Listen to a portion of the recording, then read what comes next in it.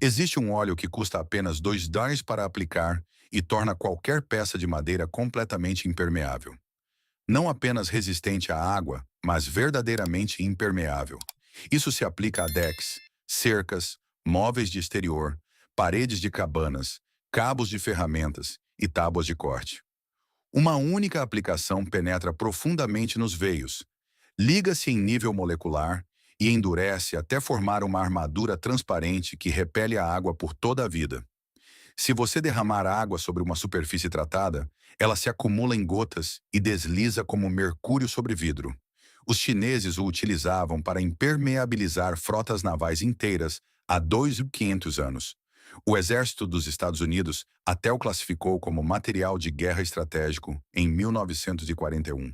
Marco Polo escreveu sobre ele no século XIII, após observar construtores navais selarem embarcações oceânicas com nada mais do que este óleo, cal e cânhamo picado. Então, na década de 1930, a indústria química descobriu como sintetizar algo mais barato. Não melhor, apenas mais barato. Eles não pararam de usar este óleo porque ele falhava. Pararam de falar dele porque funcionava bem demais e custava muito pouco. Uma garrafa de óleo de Dawasdors que impermeabiliza permanentemente a madeira não consegue vender galões de selante de R$ 40 que descascam e racham a cada 2 anos. O que não pode gerar compras repetidas, não pode gerar lucros. Esta é a história do acabamento para a madeira mais antigo da Terra e de como uma indústria de revestimentos de US$ 12 bilhões garantiu que você nunca soubesse o seu nome. Aproximadamente no ano 400 a.C., um filósofo chamado Confúcio escreveu sobre um óleo extraído das sementes de uma árvore com folhas em forma de coração no sul da China. A árvore era a Tung, e o óleo que ela produzia mudaria a trajetória das civilizações por 25 séculos. Os artesãos chineses descobriram que quando o óleo de Tung era espalhado sobre madeira virgem e deixado para curar ao ar livre, ele não ficava simplesmente na superfície. Ele penetrava profundamente nas fibras da madeira, entrava nos veios em nível celular e então fazia algo que nenhum outro óleo conseguia fazer. Ele se polimerizava. A exposição ao oxigênio desencadeava uma reação em cadeia que transformava o óleo líquido em um polímero sólido, transparente e flexível travado dentro da madeira, não uma camada sobreposta. Era um escudo molecular fundido na madeira por dentro. O resultado era uma superfície que repelia a água completamente e que, ao mesmo tempo, permitia que a madeira respirasse. A umidade não podia entrar, mas a umidade retida ainda podia escapar, evitando o apodrecimento e o empenamento que destroem a madeira de dentro para fora. Para a dinastia Song, aproximadamente de 960 a 1279 d.C., os construtores navais chineses revestiam cascos inteiros com óleo de Tang. Embarcações oceânicas chamadas juncos cruzaram o mar da China Meridional e o Oceano Índico, chegando à costa da África Oriental, com cascos que sobreviveram a anos de imersão em água salgada. Sem selante sintético, sem fibra de vidro, sem epóxi, apenas óleo de noz extraído de uma árvore que crescia de forma selvagem nas colinas. Quando Marco Polo chegou à China, na década de 1270, documentou o que presenciou. Ele escreveu que os chineses usavam cal, cânhamo picado e um certo óleo de madeira, e que, quando os três eram combinados, seguravam como qualquer cola. Aquele óleo de madeira em particular era o de Tung. Mas o óleo de Tung não era a única arma no antigo arsenal de impermeabilização. Em toda a Europa, um descobrimento paralelo vinha se desenvolvendo há séculos com o óleo de linhaça extraído das sementes da planta do linho. Os pintores do Renascimento o utilizavam como base para seus pigmentos, e os carpinteiros navais da costa báltica o esfregavam nas tábuas de carvalho antes de lançar as embarcações no Mar do Norte. A combinação de ambos os óleos era devastadora.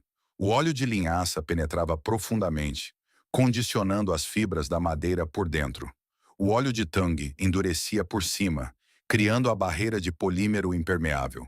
Juntos formavam um sistema de defesa que nenhum produto sintético jamais conseguiu replicar. Durante séculos, era assim que se protegia a madeira. Seus bisavôs sabiam disso. Cada fazenda na América Rural tinha uma lata de óleo de linhaça fervido e um frasco de óleo de tang na prateleira da oficina. Postes de cercas tratados com esses óleos na década de 1920 ainda estão de pé em partes da Virgínia e das Carolinas. O conhecimento estava em toda parte. Então algo mudou. Em 1926, os químicos da DuPont desenvolveram a primeira resina alquídica prática modificada com óleo, um poliéster sintético que podia imitar algumas propriedades dos óleos secativos naturais, mas que era fabricado em uma fábrica em escala industrial.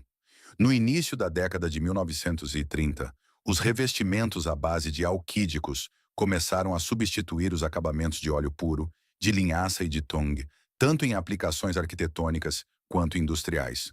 O argumento era simples: secagem mais rápida, acabamento mais suave, mais consistente.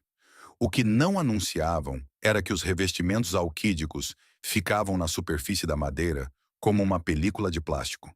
Não penetravam nos veios. Não passavam a fazer parte da madeira. Rachavam, descascavam, falhavam.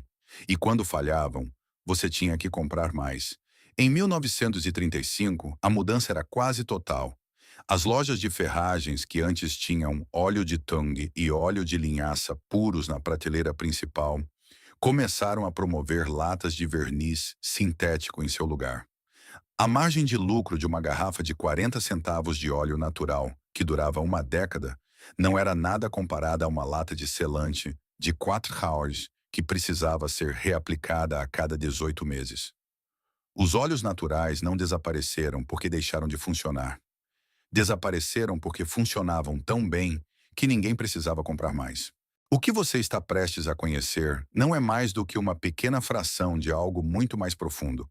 Durante anos, reuni informações que a indústria de áreas externas preferiria que você nunca visse e as organizei em um arquivo completo que revela conhecimentos práticos, técnicas esquecidas e sistemas que foram sistematicamente ignorados ou descartados. Aqui você não encontrará apenas ideias interessantes, mas soluções reais, métodos de acendimento de fogo utilizados por unidades militares que hoje são considerados perigosos demais para o público, designs de abrigos de emergência que custam praticamente nada, mas superam o desempenho de barracas de alto preço, e sistemas de filtragem de água caseiros que até engenheiros testaram com ceticismo, até comprovarem que realmente funcionam.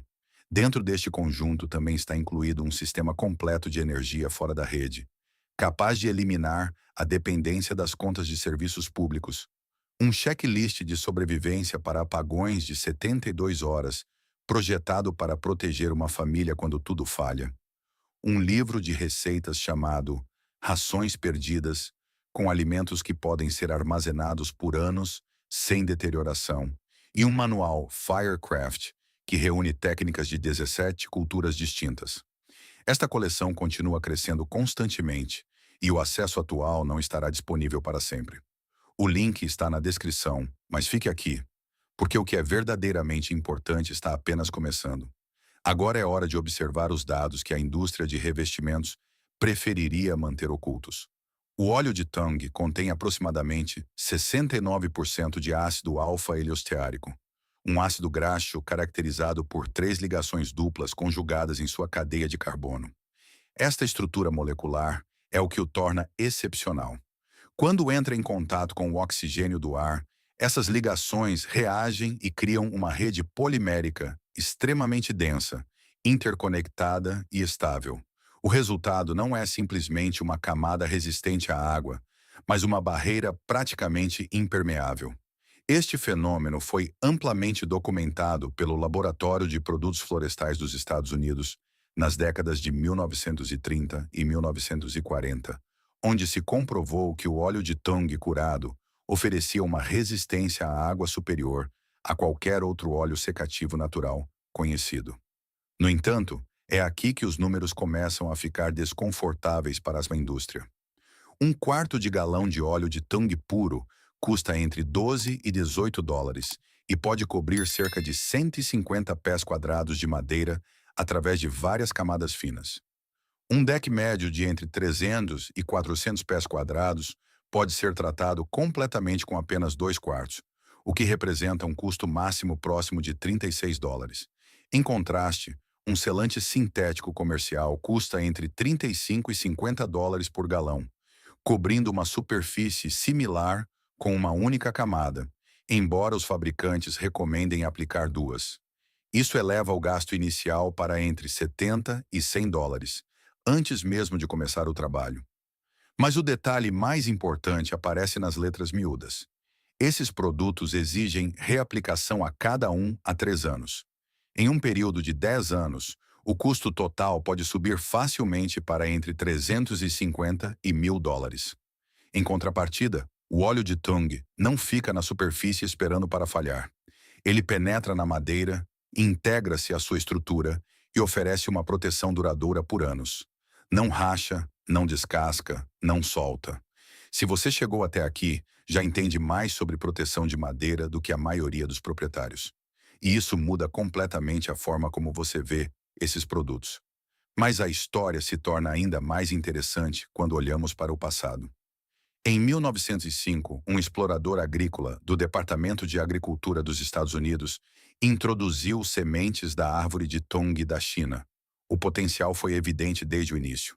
Em 1912, o governo já incentivava os agricultores a cultivar essas árvores, inclusive oferecendo mudas gratuitas. Em 1927, a Flórida contava com mais de 10 mil acres plantados, e em 1938, o chamado Cinturão do Tung se estendia da Flórida ao Texas, com aproximadamente 200 mil acres.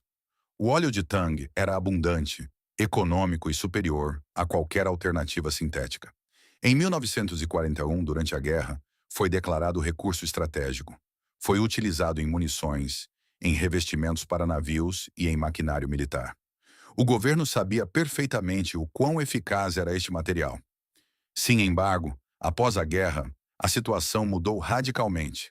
A indústria química havia investido enormes quantias em resinas sintéticas e não estava disposta a abandonar esses investimentos. Grandes corporações começaram a inundar o mercado com alternativas artificiais e óleo importado mais barato, deslocando progressivamente os produtores locais. Entre 1955 e 1970, o consumo nacional caiu quase 50%. Posteriormente, furacões devastadores destruíram muitas plantações restantes, e os agricultores, apoiados por compensações federais, abandonaram definitivamente o cultivo. Para o início da década de 1970, a indústria do óleo de tung nos Estados Unidos praticamente havia desaparecido. Não porque o produto deixou de funcionar, mas porque deixou de ser conveniente para o sistema econômico dominante. Hoje em dia, o mercado global de revestimentos para madeira gera mais de 12 bilhões de dólares por ano. Empresas como Sherwin-Williams, PPG, AkzoNobel e BASF dominam este setor. Os produtos mais comuns, como os poliuretanos, criam uma camada superficial que com o tempo racha sob a radiação UV e solta quando a umidade penetra por baixo. E quando isso ocorre, o consumidor compra de novo. O óleo de tung, por outro lado, não pode ser patenteado. Também não pode ser reformulado para gerar receitas recorrentes constantes. É um produto natural, simples, eficaz, e precisamente por isso não se encaixa em um modelo baseado na repetição de compra. Por isso, o duradouro foi substituído pelo lucrativo. Se você decidir utilizar óleo de tung, certifique-se de comprar uma versão 100% pura. Evite misturas ou produtos rotulados como acabamento de óleo de tung, pois costumam conter uma quantidade real mínima combinada com solventes sintéticos. A palavra puro deve aparecer claramente no rótulo. Se vir ingredientes como água-rás mineral, nafta ou resinas alquídicas, é melhor evitar. Para a primeira camada, dilua o óleo na proporção 1:1 com um solvente natural como terebentina ou solvente cítrico. Isso permitirá que o óleo penetre profundamente nas fibras da madeira. Aplique generosamente, deixe ser absorvido entre 15 e 30 minutos e limpe o excesso. Espere de 24 a 48 horas antes de aplicar a próxima camada. A segunda camada pode ter uma proporção maior de óleo e a terceira deve ser aplicada completamente pura. No total, 3 camadas proporcionam uma proteção profunda e duradoura. O acabamento resultante terá um tom quente, levemente dourado, com um brilho acetinado que realça a beleza natural da madeira, sem lhe dar um aspecto artificial. É importante entender que este processo exige paciência. Cada camada precisa de tempo para curar, e a cura completa pode levar até 30 dias. No entanto, uma vez finalizado, o resultado pode durar anos sem necessidade de reaplicação frequente. A indústria moderna prioriza a rapidez porque a rapidez leva a ciclos de compra mais curtos. O óleo de Tang, em contrapartida, exige tempo, mas recompensa com durabilidade. Durante séculos, civilizações inteiras compreenderam este equilíbrio. De filósofos antigos a construtores navais, todos valorizavam a permanência sobre o imediatismo. Este conhecimento nunca desapareceu realmente. Simplesmente deixou de ser promovido e agora volta a estar ao alcance de quem estiver disposto a vê-lo.